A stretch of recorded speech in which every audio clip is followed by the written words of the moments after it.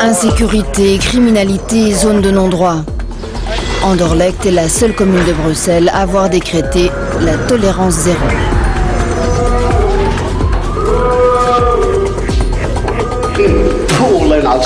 Bouge pas, bouge pas. Mais ces mesures sont-elles efficaces? Combattent-elles le sentiment d'impunité? Et sont-elles utiles contre les racines de la délinquance? Notre enquête à Anderlecht, 100 000 habitants, 3e commune de Bruxelles, dans les coulisses de la tolérance zéro.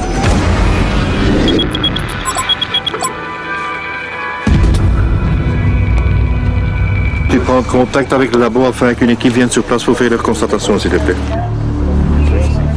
Nous suivons les patrouilles de la police d'Anderlecht. Ce soir, première opération de la brigade d'intervention, un cambriolage. Ils sont rentrés à l'intérieur, l'alarme s'est mise à sonner. Ils sont allés prendre les GSM. Donc il y avait celui de mon fils, le mien et celui de mon mari. Ils ont volé toutes les clés des voitures. Ils ont démarré avec la mienne. Et dans le quartier, il y a eu d'autres... Oui, les voisins à côté, les voisins de l'autre côté, une maison plus loin. Enfin, aussi, ils sont rentrés, ils ont tout vidé là. Moi, je veux plus rester à Anderlecht. Pourquoi? Je suis née à Anderlecht. Pourquoi? Parce que c'est l'insécurité totale. C'est l'insécurité et puis il y a certaines places où la police ne sait même plus intervenir. Comme vous voyez, on essaye de sécuriser la commune d'Anderlecht, mais... Ça ne rate pas là, hein? Non, ça ne rate pas. On n'a même pas assez de patrouilles pour faire le premier devoir pour des missions assez urgentes. Donc...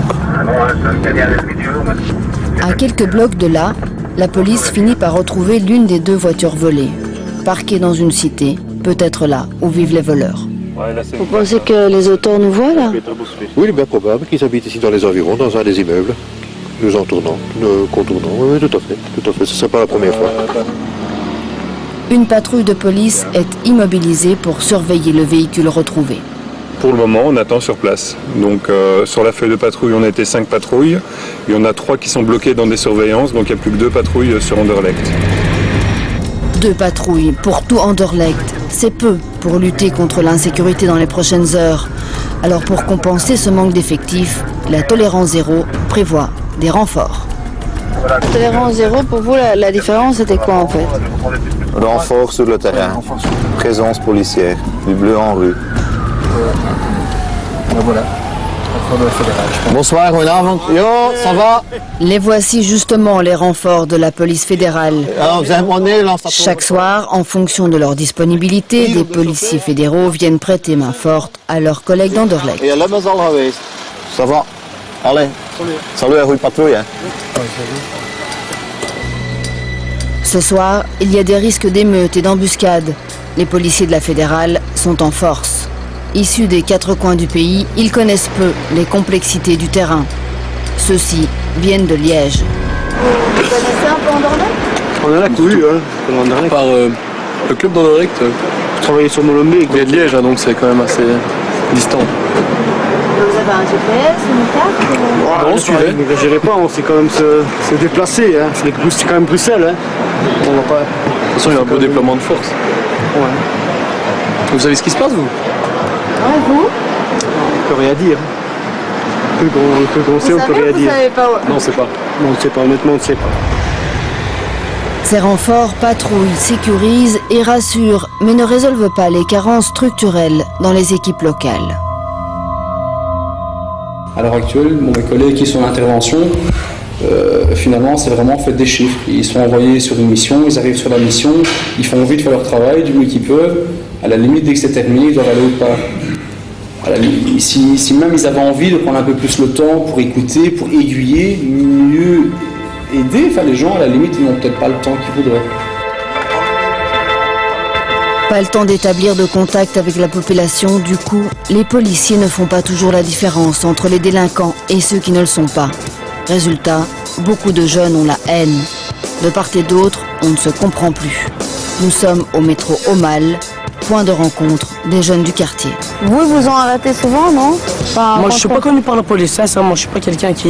Non, mais je veux dire, des contrôles comme ça. C'est obligé, ça. Ouais? C'est obligé, ça. Je suis bronzé, je suis marocain en plus.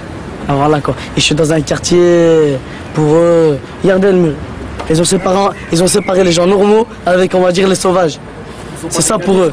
Regardez, Bagdad, ils ont le même mur. C'est le même mur. Regardez le mur, comment il est. Regardez, c'est quoi ce mur? On n'est pas des sauvages.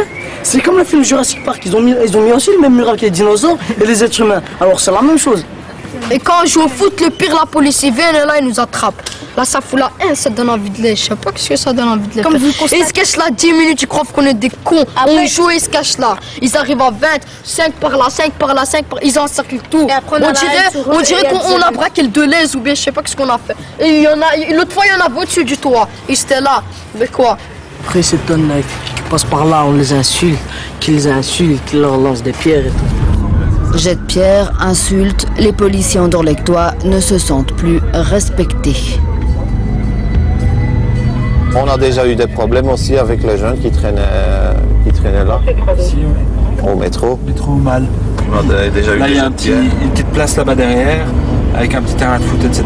Et ceux qui traînaient, moi, quand je venais à pied jusqu'au travail, je me suis déjà fait insulter à plusieurs reprises, par exemple.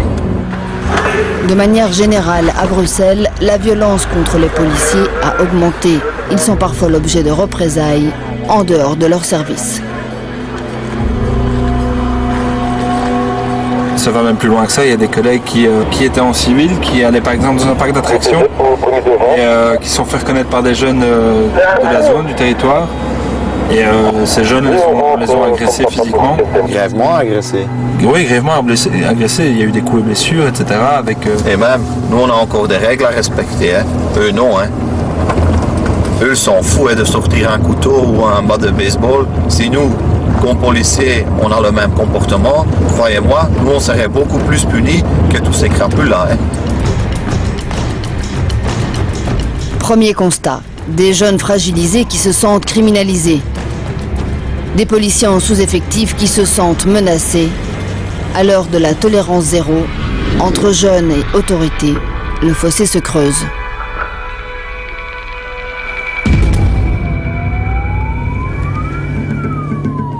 Qu'en est-il de l'impunité? Beaucoup de gens pensent qu'à Bruxelles, les délinquants ne sont pas punis comme il le faudrait. La tolérance zéro instaure en principe plus de sévérité. Ah, il est encore là, il est encore là. Marche tranquille, il s'en va. Il est loin ou bien en voiture pour le choper? Nous sommes sur le parking d'un centre commercial à Anderlecht. 2 voleurs ont pris la fuite avec un sac de jeans. Kurt, François et plusieurs autres patrouilles se lancent à leur poursuite. Avec nous à bord pour essayer de l'intercepter. On va déjà voir si on le retrouve. Il est monté vers là? Il est monté par là. 2 suspects de nationalité algérienne sont finalement interpellés. La scène du vol a été filmée par les caméras du magasin. Ils prennent les jeans et les cachent dans un sac. On voit qu'il met les pantalons dans le sac du type et qu'il La gérante, qui a couru après l'un d'entre eux, les reconnaît. Sans payer.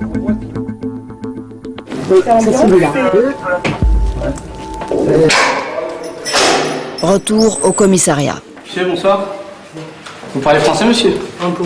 Un peu, c'est-à-dire? Racontez-moi votre journée, s'il vous plaît, d'aujourd'hui. C'est pas moi, c'est... Non, monsieur, je vous demande de me raconter votre journée. Plusieurs heures de travail administratif pendant lesquelles Kurt et François ne sont pas sur le terrain. Le rapport est transmis à l'inspecteur de garde. L'audition du suspect va enfin pouvoir commencer. Sur la vidéo, on vous voit en train de prendre des vêtements. Mais c'est pas moi. C'était quand même vous sur la vidéo. Oui, mais moi je veux pas. Cet type, je ne connais pas. Donc c'est bien vous sur la vidéo? Oui. Oui. Quoi? C'est vous sur la vidéo? Mais c'est pas moi, j'ai volé. Qui a volé alors? L'autre, c'est pas moi. Ah, donc vous étiez à 2. Ouais. Donc libre à vous de relire. Le travail du policier maintenant terminé. Contactée par téléphone, la magistrate de garde cette nuit au parquet de Bruxelles va décider du sort du suspect. Ce particulier a des antécédents, donc il est connu pour 4 faits de vol simple et pour 6 faits d'étrangers illégaux accès séjour. J'ai fait un avis à l'Office des étrangers qui a émis à l'encontre de l'intéressé un ordre de quitter le territoire. Oui. Et donc je vous téléphone pour savoir quid de la destination du particulier. Bah, écoutez, pour moi, je ne vais pas prendre de mesures. Donc vous vous conformez à leur avis alors, hein. Oui, ça va.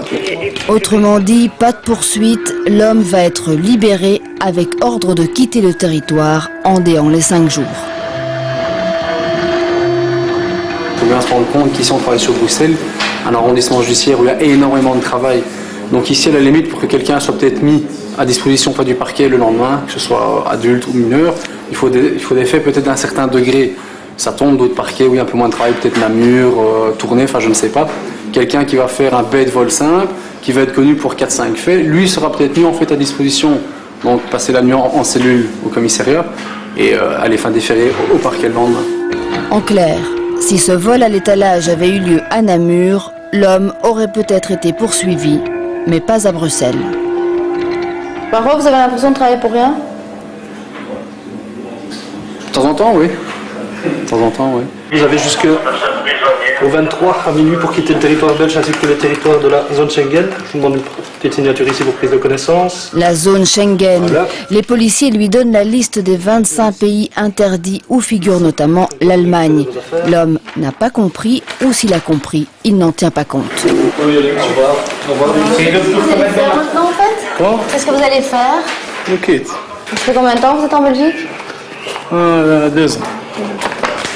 Chaque fois vous avez des ordres de quitter le territoire? Quoi?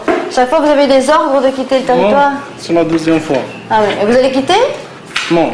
Non? Ah oui, c'est bien ça. Vous allez aller où? Francfort. À Francfort? Oui. Et vous allez revenir? Ici? Oui. Ça doit vous faire bizarre que les autorités belges ou que la police belge vous relâche? Non. C'est bizarre, non? Ah bien, la police de Belge, bien.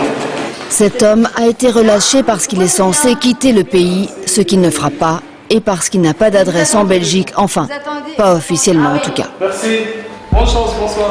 Et vous n'avez pas d'adresse ici en fait, c'est ça? J'ai l'adresse. Ah, vous avez une adresse? Oui. Ah oui, vous avez une maison? Oui. Une belle maison. Moi, je ne donne pas l'adresse. Pourquoi?